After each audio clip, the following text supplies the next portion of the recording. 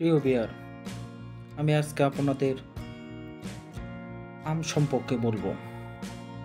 আমরা যখন বাজারে আম কিনতে যাই তখন বিভিন্ন প্রকারের আম বিক্রেতা আমাদের দেখিয়ে থাকে।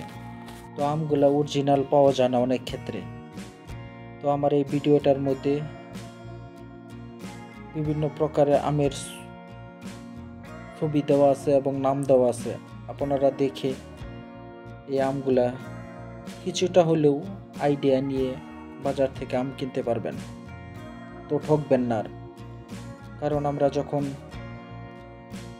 আম কিনতে যাই তখন বিক্রেতা বলে থাকে এটা হাড়িভাঙ্গা, ল্যাংড়া, হিমসাগর।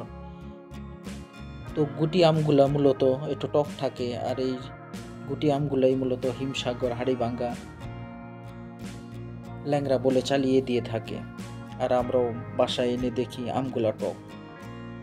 তখন ওই আমের জাত সম্পর্কে আমাদের একটা ভুল ধারণা জন্ম হয়ে যায়। আসলে বিক্রেতা আমাদেরকে ঠকিয়েছে, ভালো আম দেয়নি, গুটি আমটাকেই হাড়িভাঙ্গা অথবা হিমসাগর বলে চালিয়ে দিয়েছে। তাই আপনারা আমার এই ভিডিওটা দেখেন আর ছবি দেখে কিছুটা আইডিয়া নিতে পারবেন যে কোন আমটা আসলে ল্যাংড়া, হিমসাগর বা হাড়িভাঙ্গা। তো আম্রপুলিটা অনেক ক্ষেত্রে চেনা সহজ, কারণ আম্রপুলিটার সাইজটা একটু অন্যরকম,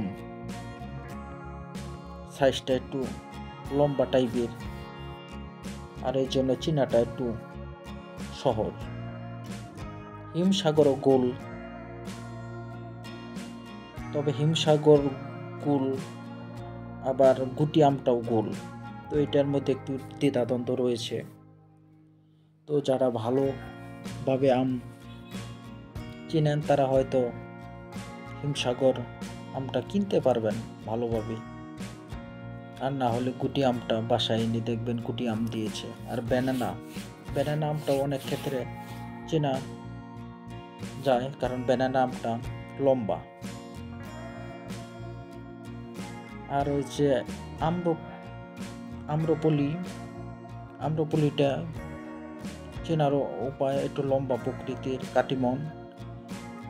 কাটিমন একটু গোল, হালকা একটু লম্বা থাকে। ল্যাংড়া আমটাও সেম ক্যাটাগরির থাকে, গোল, হালকা একটু লম্বা, হালকা, বেশি না। এই যে কাটিমন আম অবশ্য বৎসরে 4 মাস পর কাটিমন আম পাওয়া যায়। এই যে দেখতে পাচ্ছ কাটিমন আম। ধন্যবাদ সবাইকে।